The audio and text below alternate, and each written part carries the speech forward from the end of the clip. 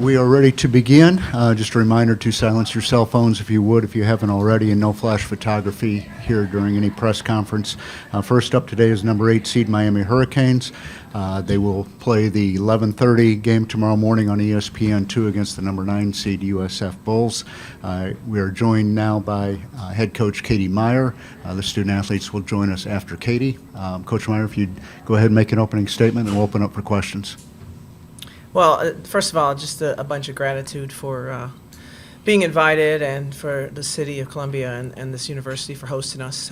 We are thrilled to be here.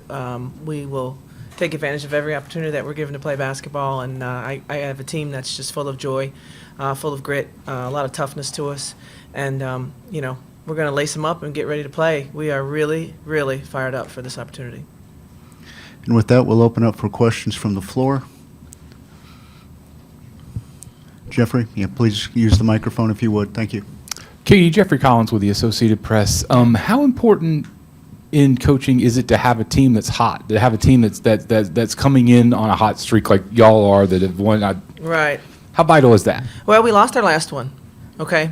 So I'll take some of that. It was nice to be playing well in March, but it was also, as a coach, we lost our last game, and so we had their attention because it was quite a break in the way we run our ACC tournament. It was nice to play in the championship. It was nice to get a couple extra games in, but we're not where we want to be. We want to have cut down a net, and so I do feel like we matured as a team more than I think we grew. I really haven't studied it, but I think if you took a snapshot mid-February of all the teams in the country, and then which team just popped up and just really surprised people from mid-February on, we had the most growth. Us, maybe Kentucky, but we had volume of games left because we had a 25-day COVID break. So while we're sitting there mid-February, I don't know how many wins we had in the ACC, but you looked at the standings and you're like, wow, we're at the bottom. I like my team. I kept saying, I like my team. But then it was like, well, we still have 10 games left. So we had to go Sunday, Tuesday, Thursday, Sunday, Tuesday. We had to do 4 games in 8 days, quite a bit, and 10 games in 23 days to end the season. And those 10 games, we went 8-2. So wow, right? But we would have maybe had the same record or better had it was just a timing thing. So we are hot, we are surging, but we had to because we played 10 games in 23 days recently. That was incredible. And, going 8-2 and the 2 losses being NC State and the other one at Virginia Tech, which is a great team, that's a really good stretch. Jeffrey? And, well, you mentioned this stretch. Has it been nice to have a break, though? I mean, does your team need this time to rest and recover to it in any way? Forget the team. The coaches need it. We were dying. I mean, that was something. I have 2 new assistant coaches that happen to be 2 people that I just consider some of my best friends in the world anyway. One's an ex-player and one's one of my best friends in the world. And so with 2 new assistants and 6 new players, and it was like a little bit of mayhem. And to wake up on that Monday after the ACC tournament and be like, what just happened?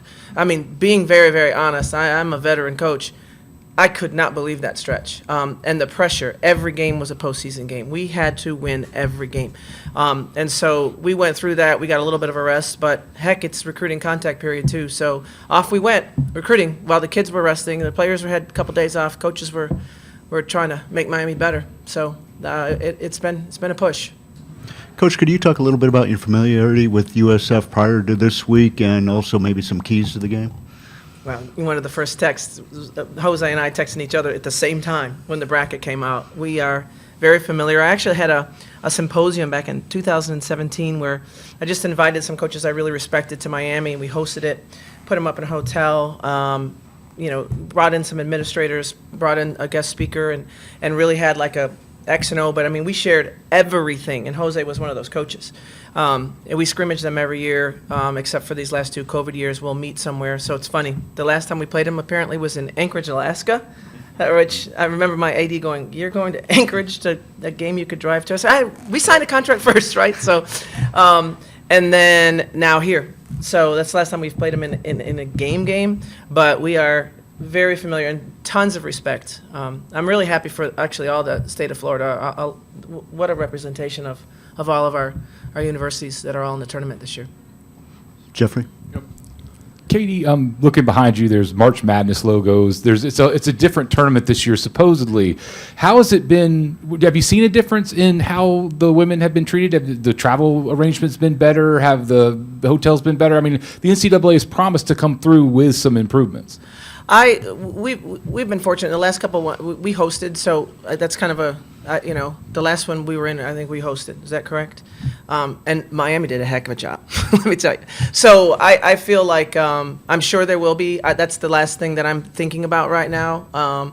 But I do like the March Madness logo. I do like that, and I do like that 68 teams were in the tournament. I think that was huge. There was no reason not to do it, and it just kept not being done. So the fact that it's done now was a huge statement, but something that seemed like a ridiculous fight. That's a no-brainer. So I'm glad we finally got our brains together. Joe? You had mentioned that the players had a few days to kind of decompress from the tournament.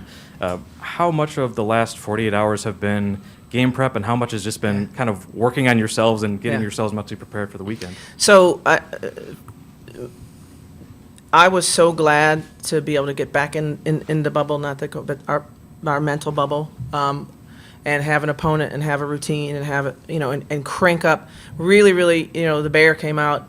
I'm the bear. I totally have been a bear the last couple days to increase the internal pressure within my team, understanding. I put them in a circle. I said, listen, inside of this circle, there's got to be so much pressure because when we leave and we go play somewhere else, the external pressure is going to try to push us in, and we're not going to let it. But I'm here, and I'm screaming at you, and I'm pushing, and you need to push. All of us need to push this internal pressure to keep us in a zone that we were at the last time we played. And so I'm tired because I've been mad woman, just really trying to get after them because they know, and I know, and the staff knows what it takes to push this team to get that grit and get that toughness. And that's where I want to be when we tip tomorrow. Coach, a lot of times in the tournament it comes down to matchups.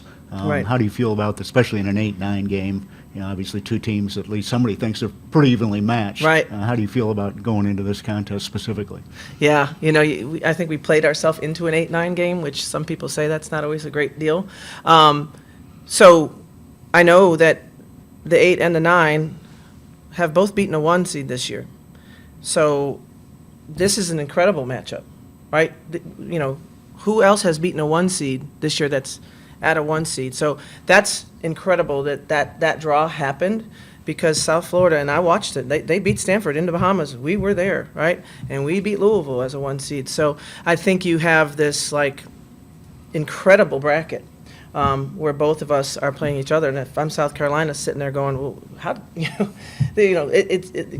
Kentucky's beating a 1 seed, there are 7. So that's kind of the thing I think that is the story of this particular bracket. Other questions?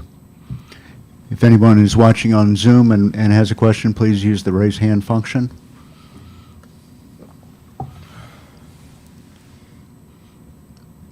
Seeing none? Coach, I think you can go. Thank you. Appreciate it. Good luck tomorrow.